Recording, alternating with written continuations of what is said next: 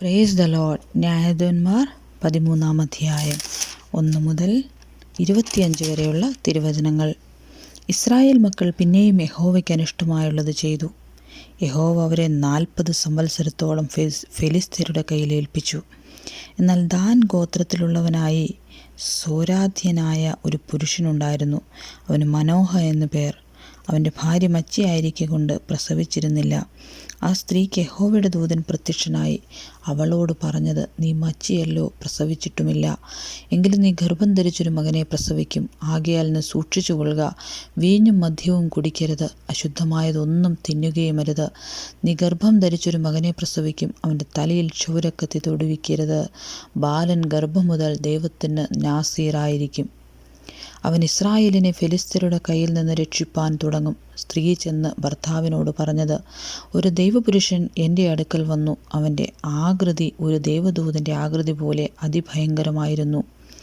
അവൻ എവിടെ നിന്നെന്ന് ഞാൻ അവനോട് ചോദിച്ചില്ല. തൻ്റെ പേർ അവൻ എന്നോട് പറഞ്ഞതും ഇല്ല. അവൻ എന്നോട്, നീ ഗർഭം ധരിച്ചൊരു മകനെ പ്രസവിക്കും. ആകയാൽ നീ വീഞ്ഞും മദ്യവും കുടിക്കരുത്, അശുദ്ധമായതൊന്നും തിന്നുകയുമരുത്. ബാലൻ ഗർഭം മുതൽ ജീവപര്യന്തം ദൈവത്തിന് നാസീറായിരിക്കും എന്ന് പറഞ്ഞു. മനോഹ യഹോവയോട് പ്രാർത്ഥിച്ചു, കർത്താവേ, നീ അയച്ച ദൈവപുരുഷൻ വീണ്ടും ഞങ്ങളുടെ അടുക്കൽ വന്ന് ജനിപ്പാനിരിക്കുന്ന ബാലൻ്റെ കാര്യത്തിൽ ഞങ്ങൾക്ക് ഉപദേശിച്ചു തരുമാറാകട്ടെ എന്ന് പറഞ്ഞു. ദൈവം മനോഹയുടെ പ്രാർത്ഥന കേട്ടു. ദൈവദൂതൻ വീണ്ടും അവളുടെ അടുക്കൽ വന്നു. അവൾ വയലിലിരിക്കുകയായിരുന്നു. അവളുടെ ഭർത്താവ് മനോഹ കൂടെ ഉണ്ടായിരുന്നില്ല. ഉടനെ സ്ത്രീ ഓടിച്ചെന്ന് ഭർത്താവിനെ അറിയിച്ചു. അന്ന് എൻ്റെ അടുക്കൽ വന്ന ആളിതാ എനിക്ക് പ്രത്യക്ഷനായി വന്നിരിക്കുന്നു എന്ന് അവനോട് പറഞ്ഞു. മനോഹ ഉടനെ എഴുന്നേറ്റ് ഭാര്യയോടുകൂടെ ചെന്ന് ആ പുരുഷൻ്റെ അടുക്കലെത്തി. ഈ സ്ത്രീയോട് സംസാരിച്ച ആൾ നീയോ എന്നവനോട് ചോദിച്ചു. ഞാൻ തന്നെ എന്നവൻ പറഞ്ഞു. മനോഹ അവനോട്, നിന്റെ വചനം നിവൃത്തിയാകുമ്പോൾ ബാലൻ്റെ കാര്യത്തിൽ ഞങ്ങൾ എങ്ങനെ ആചരിക്കണം? അവനെ സംബന്ധിച്ച് എന്തു ചെയ്യണം എന്ന് ചോദിച്ചു. യഹോവയുടെ ദൂതൻ മനോഹയോട്, ഞാൻ സ്ത്രീയോട് പറഞ്ഞതൊക്കെയും അവൾ സൂക്ഷിച്ചു കൊള്ളട്ടെ. മുന്തിരിവള്ളിയിൽ ഉണ്ടാകുന്ന യാതൊന്നും അവൾ തിന്നരുത്. വീഞ്ഞും മദ്യവും കുടിക്കരുത്, അശുദ്ധമായതൊന്നും തിന്നുകയുമരുത്. ഞാൻ അവളോട് കൽപ്പിച്ചതൊക്കെയും അവൾ ആചരിക്കണമെന്ന് പറഞ്ഞു.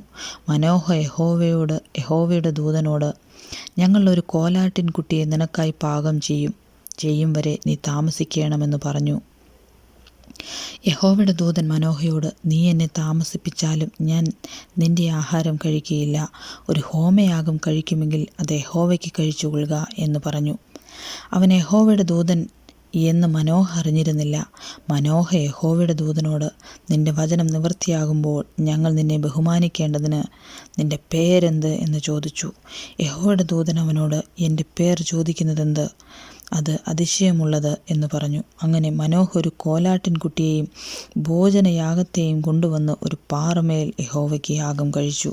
മനോഹയും ഭാര്യയും നോക്കിക്കൊണ്ടിരിക്കെ അവനൊരു അതിശയം പ്രവർത്തിച്ചു. അഗ്നിജ്വാല യാഗപീഠത്തിന്മേൽ നിന്ന് ആകാശത്തിലേക്ക് പൊങ്ങിയപ്പോൾ യഹോവയുടെ ദൂതൻ യാഗപീഠത്തിൻ്റെ ജ്വാലയോടുകൂടി കയറിപ്പോയി.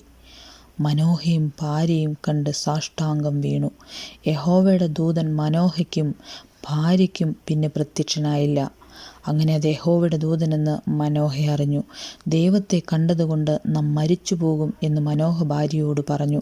ഭാര്യ അവനോട്, നമ്മെ കൊല്ലുവാൻ യഹോവയ്ക്ക് ഇഷ്ടമായിരുന്നുവെങ്കിൽ അവൻ നമ്മുടെ കയ്യിൽ നിന്ന് ഹോമയാഗവും ഭോജനയാഗവും കൈക്കൊള്ളുകയോ ഇവയൊക്കെയും നമുക്ക് കാണിച്ചു തരികയോ ഈ സമയത്ത് ഇതുപോലെയുള്ള കാര്യം നമ്മെ അറിയിക്കുകയോ ചെയ്യില്ലായിരുന്നു എന്ന് പറഞ്ഞു.